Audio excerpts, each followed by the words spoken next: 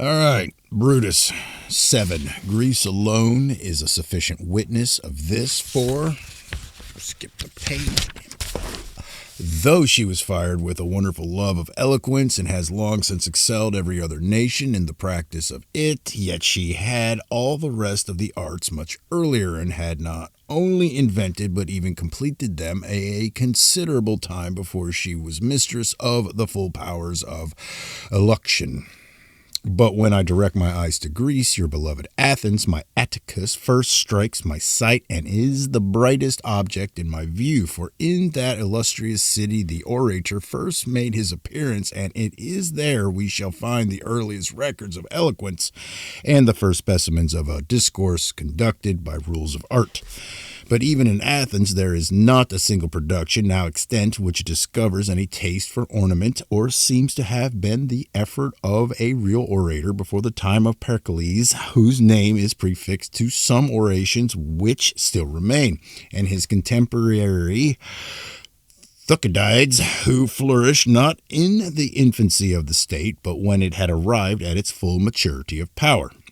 It is, however, supposed that Pistarestius, who lived many years before, together with Solon, who was something older, and Clisthenes, who survived them both, were very able speakers for the age they lived in. But some years after these, as may be collected from the Attic annals, came Themistocles, who is said to have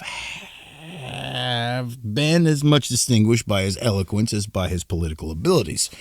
And after him, this celebrated Pericles, who, though adorned with every kind of excellence, was most admired for his talents as a speaker.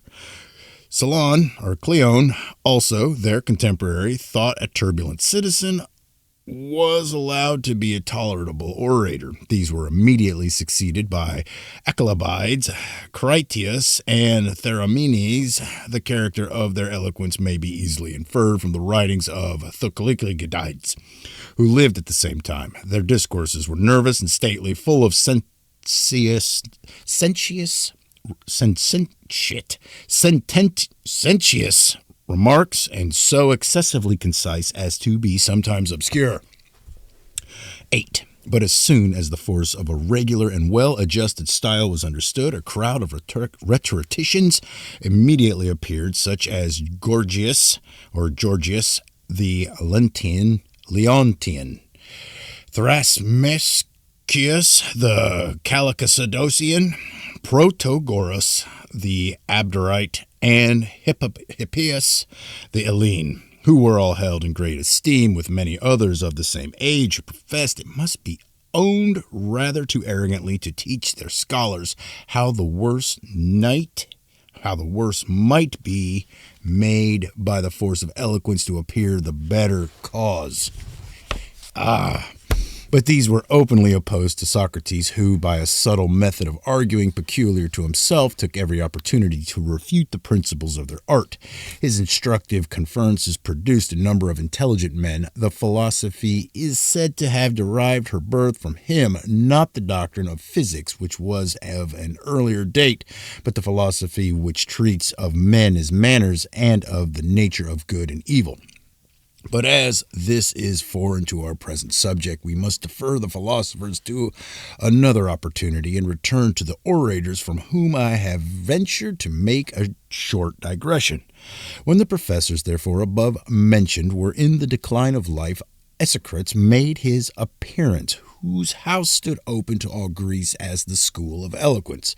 He was an accomplished orator and an excellent teacher, though he did not display his talents in the splendor of the forum, but cherished and improved within the walls of an obscure academy that glory which, in my opinion, no orator has since acquired.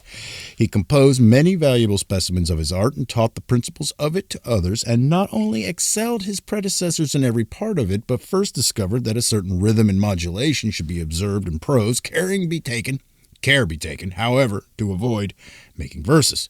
Before him, the artificial structure and harmony of language was unknown, or if there are any traces of it to be discovered, they appear to have been made without design, which perhaps will be taught a beauty. But whatever it may be deemed, it was in the present case the effect rather of native genius or of accident than of art and observation.